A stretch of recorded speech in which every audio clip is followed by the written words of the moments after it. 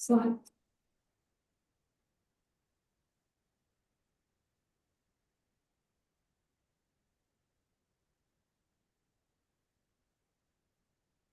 good evening and welcome, everybody. It's always such a pleasure to do these events and share our latest news and views with us, all watching from around the world, wanting to learn more about rhinos. And we're really particularly excited to be talking to you tonight about a topic a lot of you have shown huge interest in. We're going to be learning some more about the use of dehorning of rhinos as a tool to help them keep safe.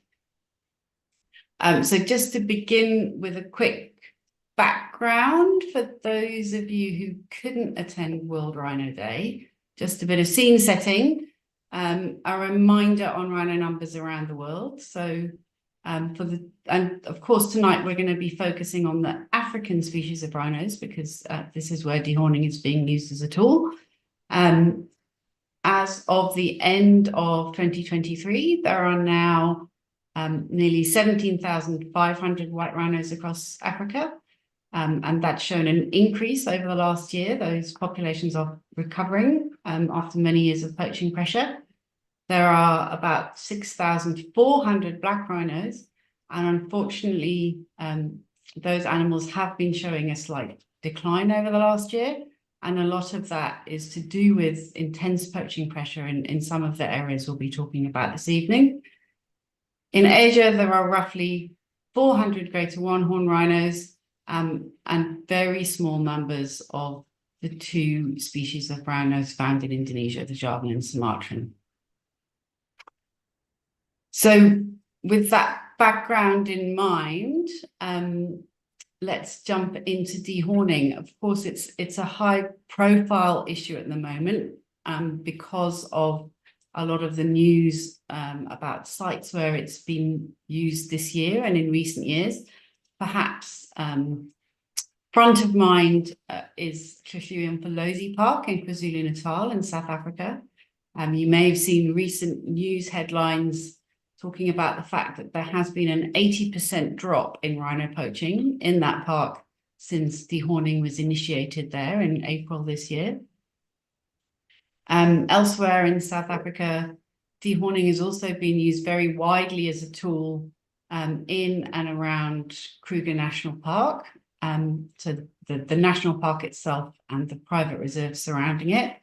And there was a very in-depth study undertaken into the use of dehorning as an intervention in that area against the many other interventions that have been used to try and keep rhinos safe, which found that dehorning, in fact, is the single intervention that had the most significant impact. And that report is available for downloading, and we can share for those who are interested to learn some more.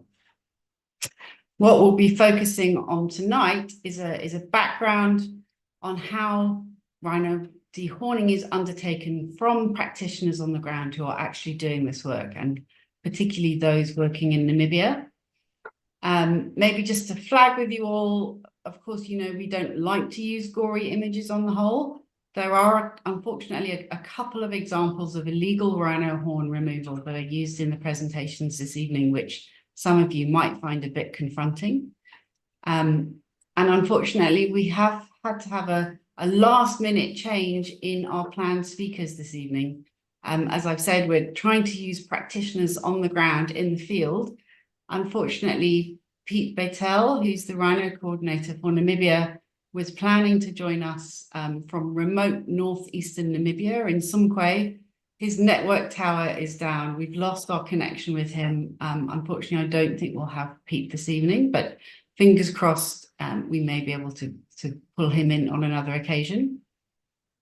So tonight we have two expert speakers for you. The first one is Dr. Sandra Shikoma. She's a wildlife veterinarian for the Ministry of Environment, Forestry and Tourism in Namibia. She primarily works on human-wildlife conflict, as well as intervening in wildlife emergencies. And she supports all the wildlife cases that arise. She's been working with the ministry for the last 2 years, and she's very much involved in kind of the rhino management side, the rhino immobilization side of dehorning operations. And so we thought it might be interesting to hand over to Sandra to begin with, to talk everybody through that process. So Sandra, thank you very much for joining us. It's an honor to have you, and we look forward to learning from you. Thank you. Thank you very much, Jo, for having me and for the introduction.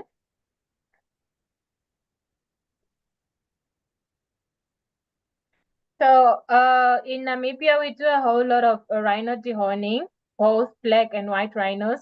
So we actually prepare this dehorning operation from the ground from the offices before we go out in the field. And what we mostly need as preparation is we always pack up our drugs because you need to be in the field with sufficient drugs. We need a helicopter because that's where we are going to dart from. And we always have an experienced ground team because we need personnel to assist us as we are out in the field. And we also need correct equipment because we also want to do our job efficiently. And at times we need to pay attention to the weather because we can't continue darting when the sun is about to set or when it's cloudy and when we are most likely to lose the animal. The terrain also plays an important role because if it's too rocky, then the animals will go down in a unsuitable condition and they may get hurt. We will have animals with broken legs, which we do not want. And the vegetation as well, because this it obstructs the pilot and makes the pilot not to be able to put us in a range where we are able to dart the animal. So like I've explained, the terrain is very important as well as the vegetation and the weather. We can't dart when it's too cloudy. We can't dart when the sun is setting. And if you are also not happy about the weather conditions, the terrain or the vegetation, then as a vet, you have the right to stop the entire operation because your main priority is the safety and the well-being of the animal. The ground team will be more helpful to everybody else because you need to have one person in charge who gives out instructions to everybody else, because as a veterinarian, you'll be out in the chopper and you can't reach the animal first at times.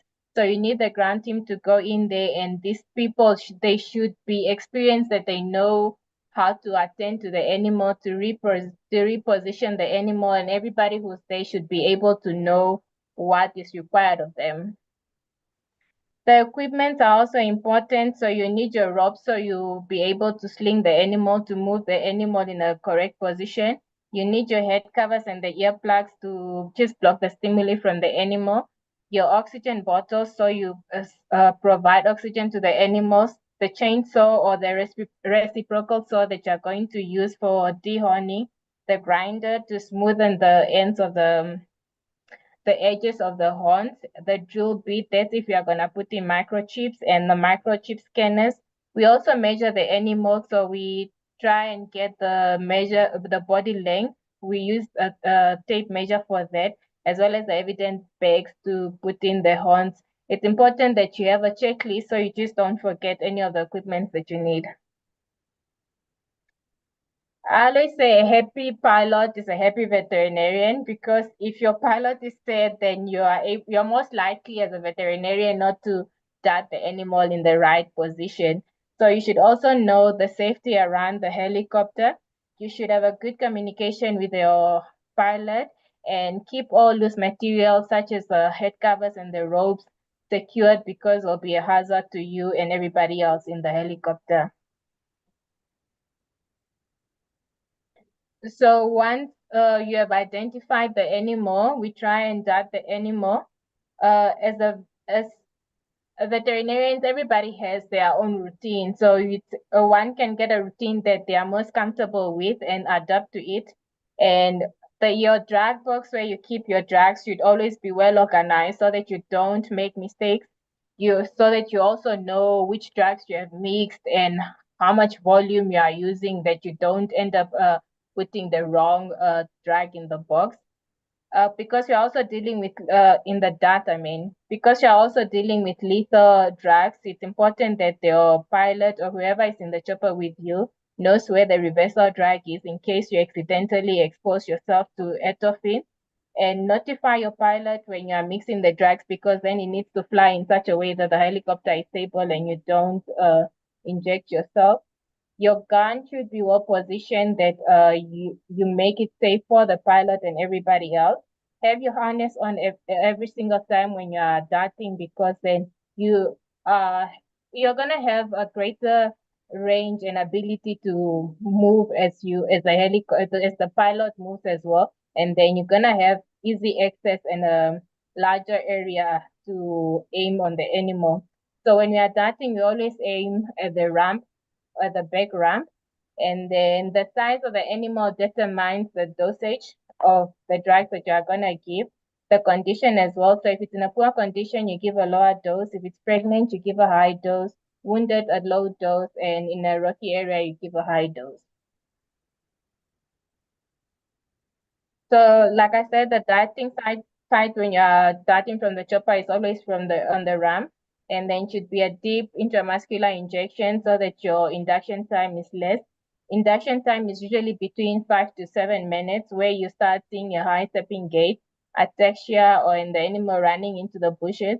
However, by 6 minutes, if you don't see these signs, then don't don't be scared to read that. The safety of the animal comes first. You can't have an animal that is just running without being induced. And once you have data the animal, you notify your pilot and you always keep an eye on the animal. Once the animal is immobilized and has gone down, you go to the animal, you approach with caution.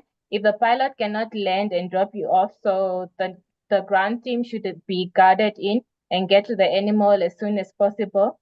The depth of the animal sedation is determined so that you see if you need to give a top-up drug or not. And then you cover the top eye of the animal, because you also need to position the animal in a way that it's comfortable. So either you put it in sternal recumbency or in lateral recumbency. If it's in lateral recumbency, lying on the side, you cover the top eye. You also cover the both of the eyes and both of the ears, and then you also pay attention to where the bottom eye is lying.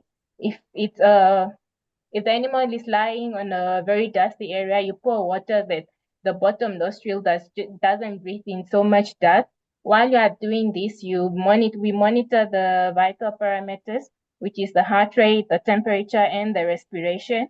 We put on a catheter so that we have easy vein access, and we put on a foot rope at the back on one of the hind legs in case the animal stands up. Oh yeah, you also give water, and then you cover the animal with an umbrella if it's too hot. If the animal has ran for a very long time, we give it oxygen, and we still continue monitoring the vital parameters.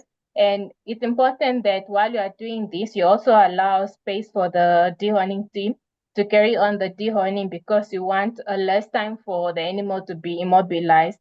And good communication is very important, and we treat the dart wound. So as you are busy monitoring the animal, you also notify the ground team and the people that are dehorning of the parameters if there is anything that is really important to be known. So once we are done with the dehorning and everybody is ready to chip out, we notify the pilot that they should start the helicopter. We let everybody that's there to get prepared and move out all the equipment and anything that needs to be taken out. All the personnel are cleared away. We verify that everything is removed. We also remove, once the injection, the reversal is given, we remove the head covers, the earplugs, as well as the foot rope. But also before you do this, you have to really make sure that everything is removed from the animal. You don't want to reverse the animal and then the foot rope is still on. And then the reversal is given in the vein. But in case of an emergency reversal, we don't really have time to tell everybody to we don't really have time to give everybody time to pack away all the equipment. So we just get away with what we can and make sure that we wake up the animal. So once the whole operation is done, we have a debrief with the team just to discuss what needs to be improved, what we should keep, and what we should change for the future. We try to learn from our mistakes, and we try to just advise each other, because at the end of the day, the animal is more important than anything else. And thank you very much. That was the end of my presentation.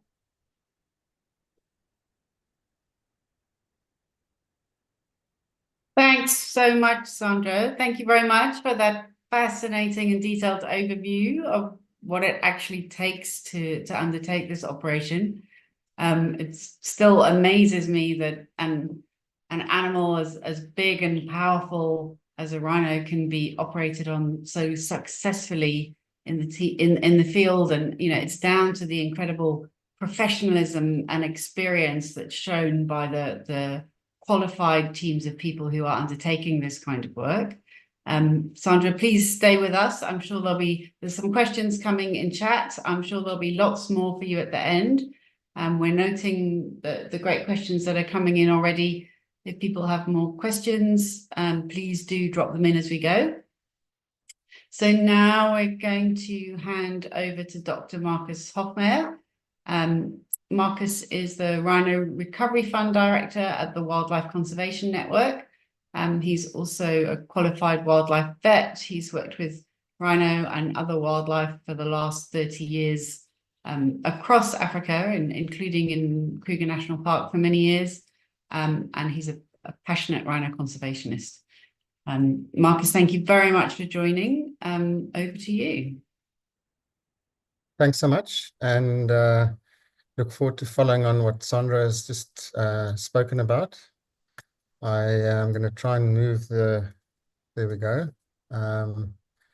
So for dehorning, to be able to do dehorning properly, it's very important to understand the anatomy of the horn and also have the right equipment. As just like the veterinary requirements, this part of the operation is really critical. There are very many ways to actually cut that horn off, but the most or least traumatous way of doing it seems to be using a reciprocal saw, which you can also cool down with water, and then you remove the horn well above the growing point, because within the horn, the growing tissue is a conical layer of cells that go higher than the actual nasal bone, and they're dendrites that extend into the horn that make it able to use the horn as a tactile tool.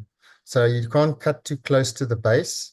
So that does mean you leave a little bit of horn on the animal, but it is then in a way that it's going to regrow and you're not damaging any live tissue.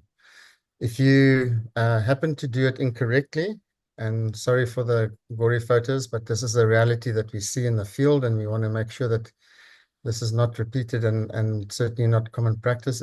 If a rhino is dehorned incorrectly, i.e. not enough notice is taken of how far you dehorn it down, you can damage that growth point, and then you actually get the horn growing back in a very unsymmetrical way, and it actually is quite painful to the rhino. So having qualified and professional teams doing this with experience is critically important. And then it's even worse with the illegal criminals, that the criminals that kill rhinos illegally. But sometimes we come across rhinos that are stunned, or even where criminals have used drugs to immobilize rhinos, and then they just cut the horn off. And you end up with lesions like this, where the growth area is completely destroyed. And unfortunately, these rhinos are truly compromised. There have been quite a lot of work done to try and help these rhinos heal, using all sorts of surgical and wound healing techniques. But ultimately, you never really get to a point where that tissue is properly healed and that animal will be compromised for the rest of his life. It is, however, an organ that has been evolved to break off. Like sometimes rhinos fight and they then knock the horn off their opponent. This is what it looks like. And it will very quickly smoothen over. This is 2 weeks later from that particular rhinos, and it regrows like a fingernail, and it can grow up to 20 centimeters a year, depending on nutrition and health status of the rhino. So it's a completely renewable organ, as long as you do not damage that growth point to the point where it damages the actual cells that form the tissue. So just to augment what Sandra was saying about Namibia, I've been very privileged to help the ministry with many dehorning operations. They were the country that probably started on a large scale in recent years. Zimbabwe was the first country that did dehorning for anti-poaching, I think in the 1990s. And then when the rhino dehorning actually stopped there, they couldn't stay on top of the poaching. So it is a activity that once you start it, you do need to repeat it if the threat remains serious. So the Namibian approach is to dehorn high priority areas where there's large numbers of rhinos and where there's potential threat of poaching and where there's difficulty in having regular law enforcement activities because the landscape's too large, like the northwest of Namibia, Etosha National Park, and then some of the conservancies which have very large areas that are unpatrolled. So that's how the rhino looks like before dehorning, and this is how it looks like after dehorning. If it's done correctly, that rhino will wake up and yes, it does notice that the horn is not there, and it might be a little bit confused for a day or two. But it's not a permanent problem, and within a couple of days they've readjusted and they carry on as normal. And Namibia has since 2014 dehorned over 2,500 rhinos, and there's been no indication that population growth has been affected in any way. A much bigger factor affecting population growth is the droughts that they're currently experiencing, and obviously when you have higher numbers of poaching.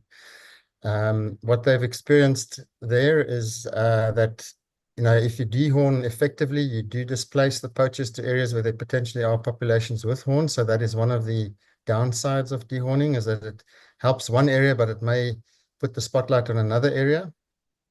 And that's exactly what happened with the Shishliwi and Mfolozi situation, where Kruger National Park dehorned large numbers of rhinos, and that completely arrested the massive poaching rate they had there. And a lot of those poachers actually displaced to Shishliwi and Mfolozi, where they weren't dehorning for a while. And that resulted in last year that they lost almost 330 rhinos in that park alone to poaching. After they dehorned this year, the poaching rates have significantly dropped. So it does have an immediate impact, and Project Fire did show that clearly as well. So I think if this is going to be something that's really significant, it's in the countries where you've got lots of poaching, then it needs to be a coordinated effort, and that's something that will most likely be discussed at the next African Rhino Specialist Group meeting, which takes place next year in February. Obviously, if you take the horn off, you take away the opportunity to use it as a way of putting in transmitters, because in areas where you can actually monitor the rhinos frequently, it's also been shown that can help reduce poaching. Putting a transmitter in a horn is a safer option than putting a leg collar on, especially if you can't monitor the animals often.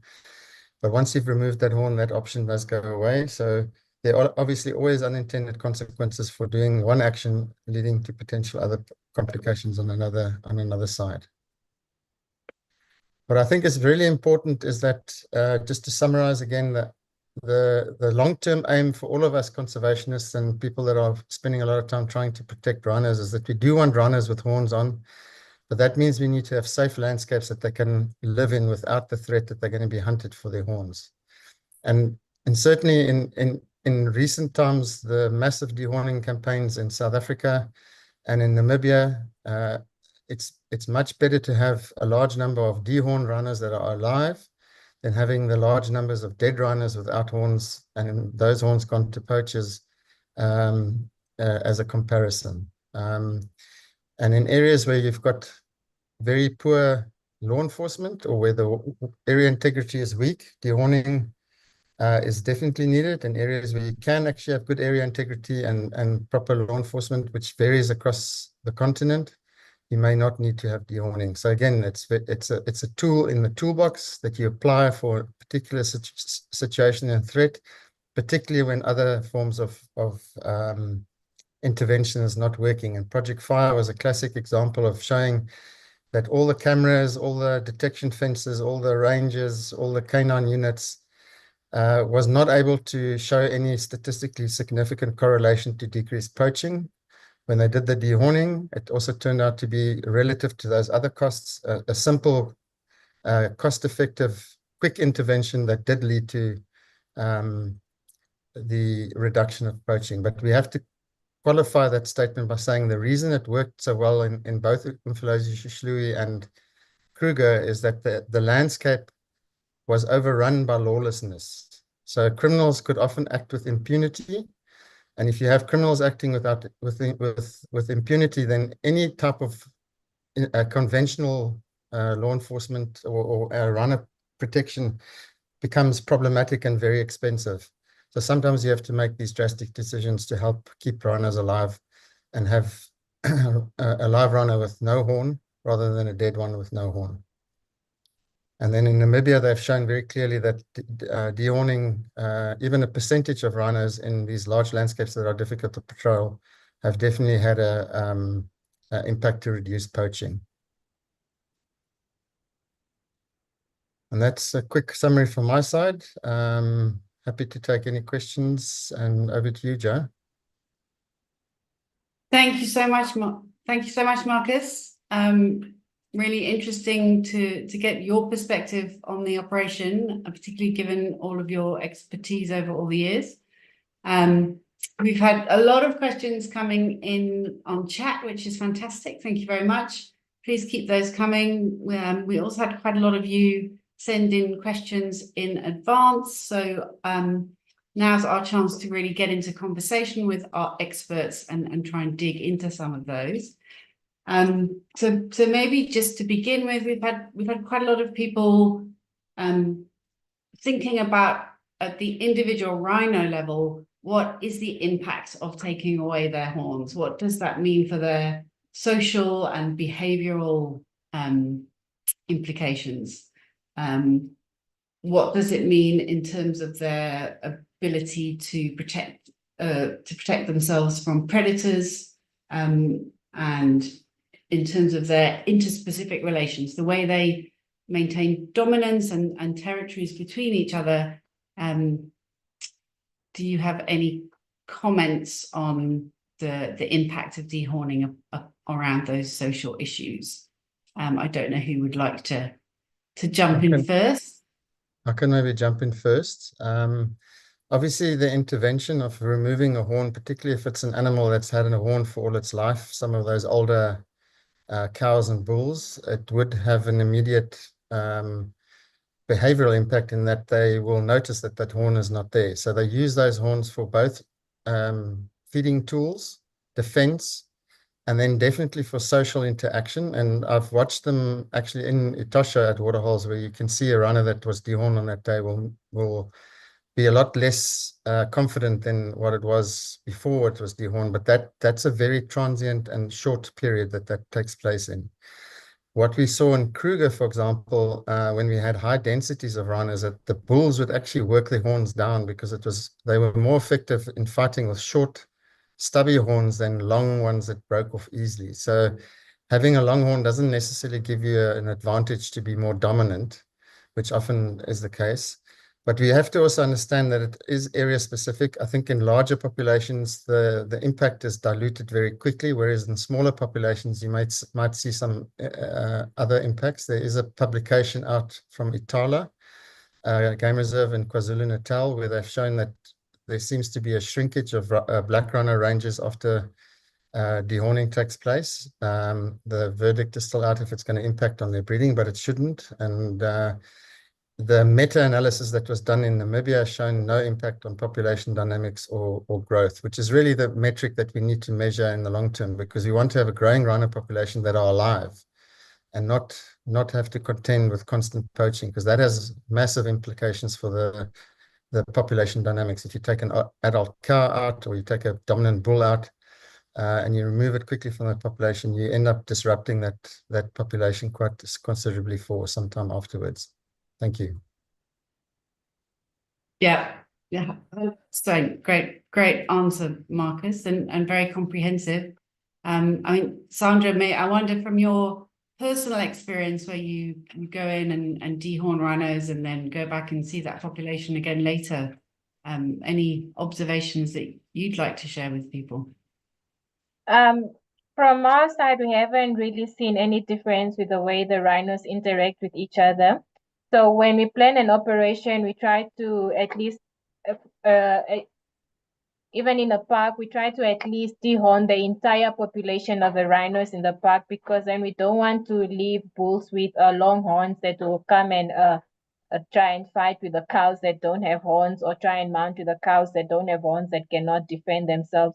So to try and avoid this, we try and dehorn all the rhinos in the population in the area. And if we can't, then we always try to come back and finish up the work that we have started. But we haven't really seen any significant change. Thank you both. That's great. From my side, of course, there was the publication by Vanessa Tufay in Intala Game Reserve in South Africa, looking at that did show some change in black rhino home range sizes after dehorning. And I understand she's got some follow-up work happening after that.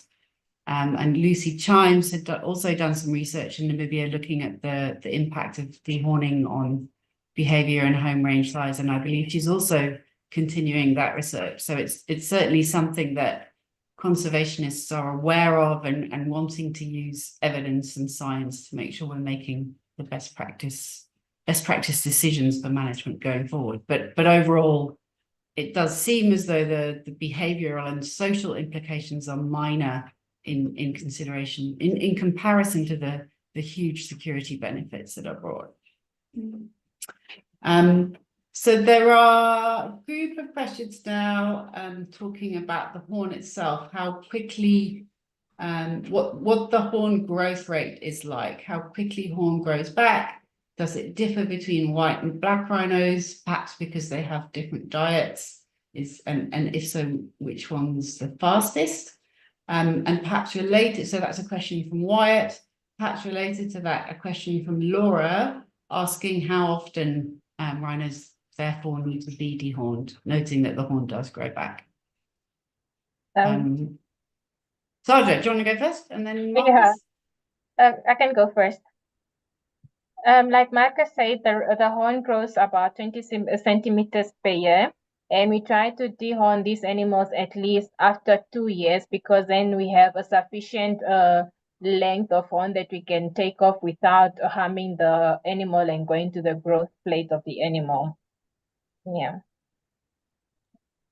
Yeah, so there is more an age difference than a rhino difference, and also definitely diet plays a big role in areas where there are mineral deficiencies or there's drought. Then the horns regrow very slowly, and pregnant cows and lactating cows also have a slower regrowth. And bulls definitely have a very quick regrowth, and that can vary again between individuals. But the standard, as Sandra said, is between 18 months and 2 years to dehorn, because by then it's formed enough horn for it to be possibly attractive for the wildlife criminals to go and pursue them again. And then, yeah, if situation where rhinos are fed, they can actually even have a faster regrowth rate than the 20 centimeters roughly a year. Oh, that's interesting, Markus. So you think in those scenarios where there's extra good nutrition, we get extra horn growth? Yeah.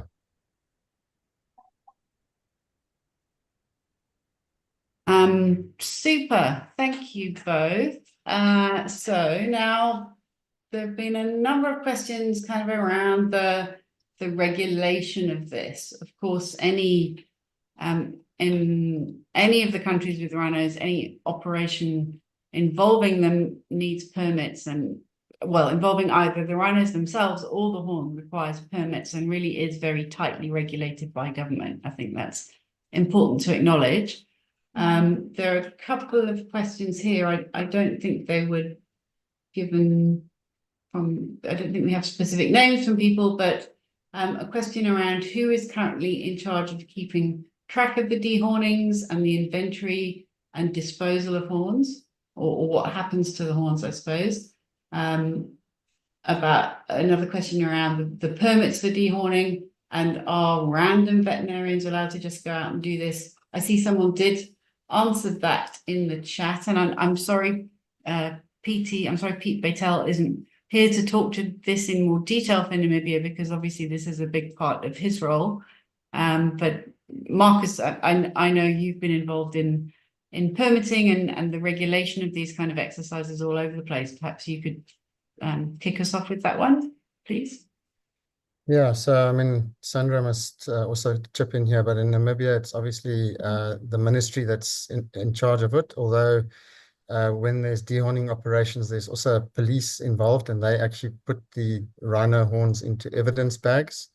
And they actually also responsible for transporting them to the safe where they're kept. And there's a inventory of all of the horns that are put in place. In South Africa, it's a little bit different because you have provincial and national entities and private horns.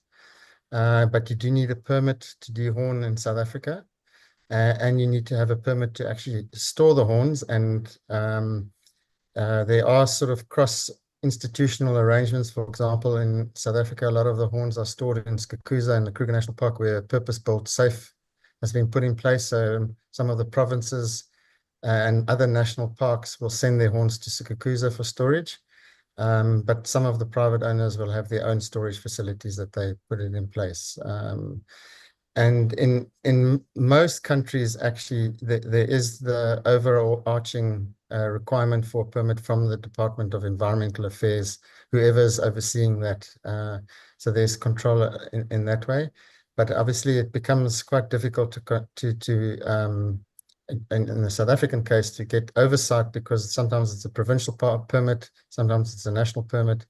It depends on where and how the horns are being stored that allow for that. But I mean, in any case, I mean, any horn that gets taken off has to be permanently marked with a microchip and a number, and has to go into a register, which you need to be able to prove that it comes from a particular rhino on your farm. And Namibia actually been leading the case with making sure there's a DNA link between the rhino and the horn that they've removed. So that's very up to date for all the Namibian rhinos. I don't know, Sandra, if you want to add anything to that. Yeah, I'd like to second everything you've said. And just to add that in Namibia, the ministry organizes all the rhino operations. So the minister actually approves the rhino dehorning operations and gives us permission to go out in the field and do these operations.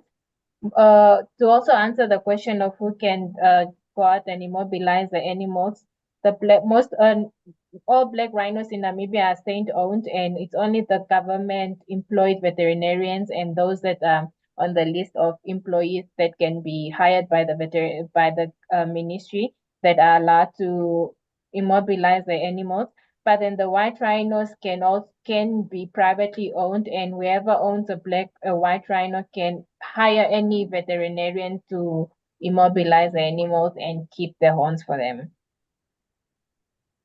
Yeah.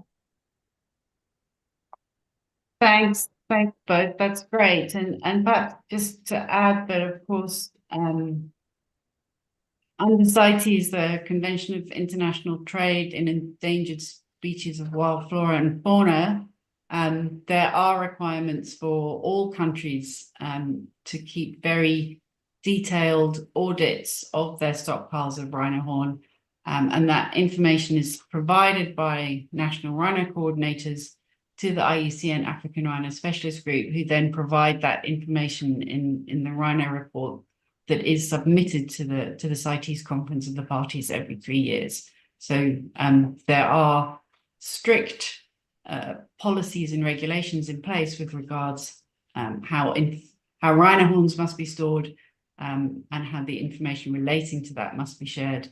And DNA is a useful tool in being able to identify individual horns. I am going to jump to a question around poaching now, and this is a tricky one that often comes up and has been so obviously dehorning isn't a brand new intervention. It's unfortunate Piet couldn't be here with us this evening to talk about some of the early dehorning that happened in Namibia, going back several decades now. But one of the questions that often arises is whether there's evidence of poachers still killing dehorned rhinos. And there are various reasons and logic provided as to why that might happen. And I believe that there'd be different drivers in different scenarios for that in different parks. I don't know, in Piet's absence, whether either of you would like to talk about poaching and dehorned rhinos. I can give a quick stab, and then maybe Sandra can go on after me. So I think there's a common stigma that poachers will go into an area and shoot any rhino they see, because even if it's dehorned, it means one less to go and track. But the evidence is not corroborating with that thing. So yes, some dehorned rhinos are actually shot.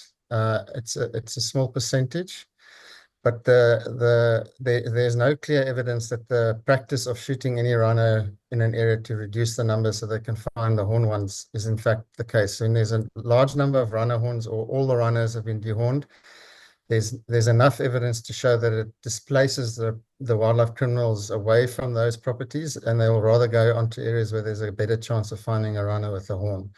So in that lies a very important point, is that it's no point in just dehorning a small percentage. You do need to dehorn a large number of rhinos, or as many as you can, and therefore deter the poachers from going it, and the need for a sort of a regional approach rather than an individual approach. And again, just to reiterate very, very strongly that this is a short-term to a medium-term intervention. It's not something we want to do forever.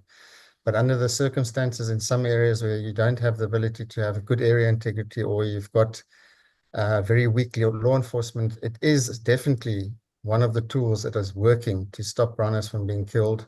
And I keep on repeating that a live rhino with no horn is better than a dead one that's also got no horn. A live one can still breed and grow its horn if things are safer.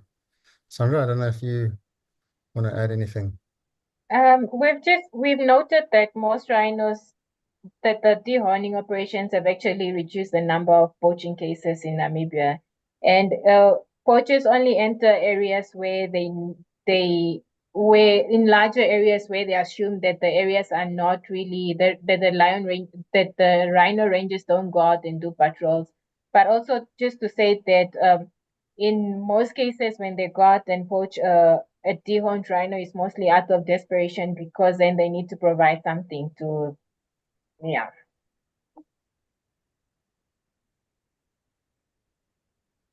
Yes, thanks, Sandra. And maybe from my side to echo Markus's point, that I think this really is seen as a crisis response. It's not the desired intervention, but where a park is under huge pressure, it can just give a chance for a bit of pause and reset, and chance for the guys on the ground to breathe and re-strategize and put in place all the other pieces of the puzzle that are needed long term.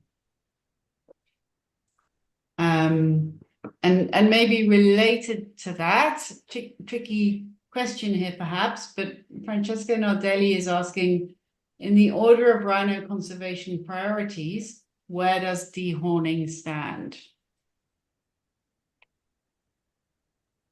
Markus, do you have any thoughts? So again, I think it depends on your state of area integrity. It depends on your ability to deploy good teams or not. So if you have an area, I mean, for a long time, when I was still in Kruger, we didn't want to dehorn because it would have been an almost impossible task. But the numbers have declined to a point where it was actually, in fact, possible to do that.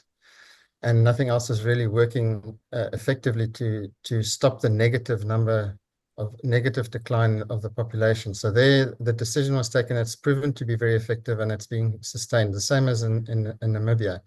But there are properties, even in the Greater Kruger landscape, where dehorning is not practiced, and because they feel like they've got good area integrity on the boundaries to the west of Kruger. So I think it's a tool in the toolbox that you use when the requirement is set out to do that. I know there was some Kenya doesn't dehorn, and they haven't had many rhino poachings, but if there was suddenly a surge, it then provides an opportunity for them to think about maybe doing something like that to help protect rhino lives if it's required. And that's the way you approach it. So it's not a number 1 or 2 or 3 rank. It's something that you use to keep rhinos alive when, if the circumstances require it, or where it will work in the sequence of things that you do in parallel.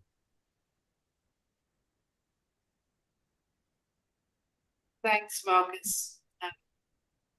I mean, yes, I was going to make a similar comment about Kenya and the fact that there are different priorities in different places, and maybe just about, you know, the real challenges of prioritizing things. Even when you do take the difficult decision to dehorn, you still need to be doing everything else as well. You still need to be investing in rangers. You still need to be investing in intelligence. You still need to be building strong relationships with people living around the parks and addressing some of the deeper drivers behind poaching, including dismantling the criminal networks who are trafficking these products.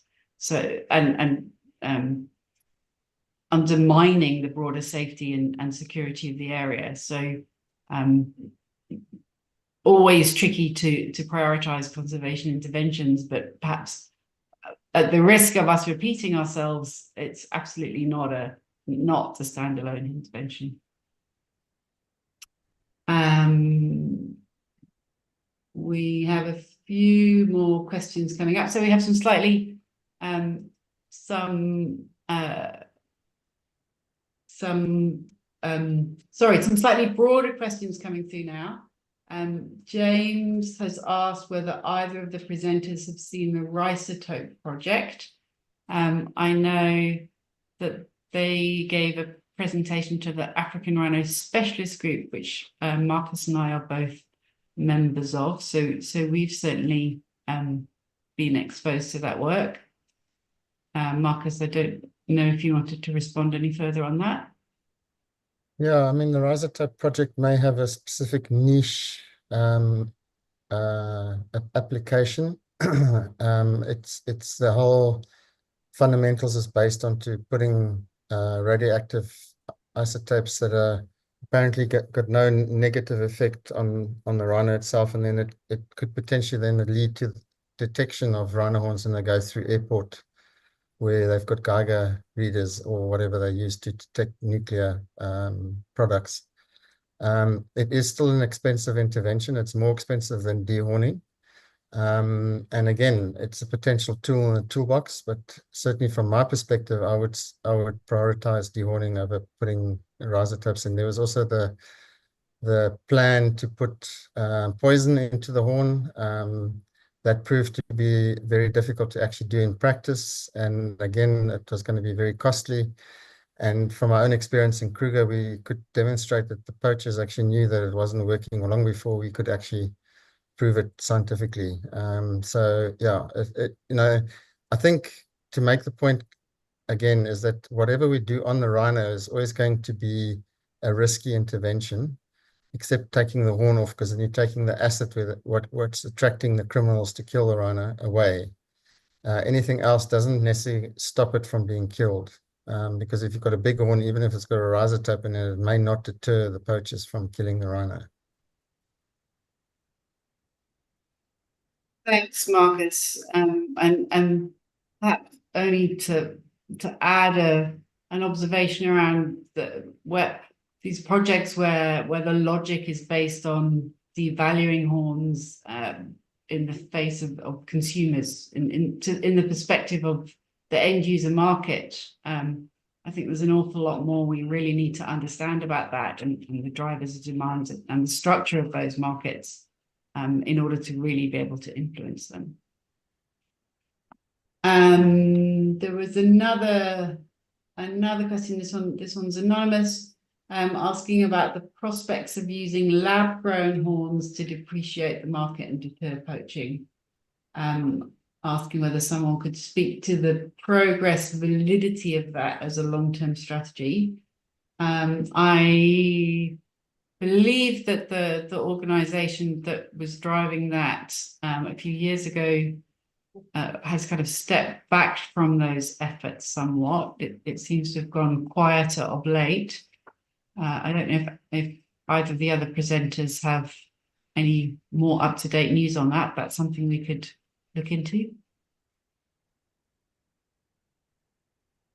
Yeah, so some of the feedback we got from arresting and finding horns in circulation from the Kruger region, there's actually been quite a lot of fake horn in circulation already, but not necessarily a replica of the horn. It's not keratin based, just made to look like it. Or in the Asian markets, you often find buffalo horns that are cut in a way that it looks like a rhino horn. The unfortunate thing is with a product that's of such value, naturalness and wildness is definitely a superior selling tool than artificial horns, and that's something that I think we need to address as a global community. But unfortunately, in the criminal environments, what we saw in the Kruger situation with many fake horns in circulation is that the syndicates demanded that the horn must come with a piece of bone and skin to prove that it was actually a wild horn. And I mean, these are the perverse practices that get put in place so that the market value can be maintained, because the criminals want to make as much money and profit off their efforts that they put in. So I'm not convinced it's going to be a solution. But then again, I mean, if you do flood the market with horns that are exactly identical to wild horns, you may be able to achieve that. I just think that there's going to be unintended consequences that we may not be able to control that either. Thank you. Thank you, Markus. Yeah, as ever with rhinos, so much complexity, so much complexity and a lot of uncertainty.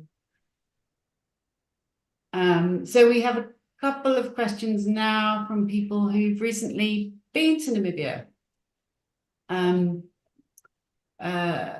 So Frank Porter says he's been to Etosha many times and he's never seen dehorned rhinos.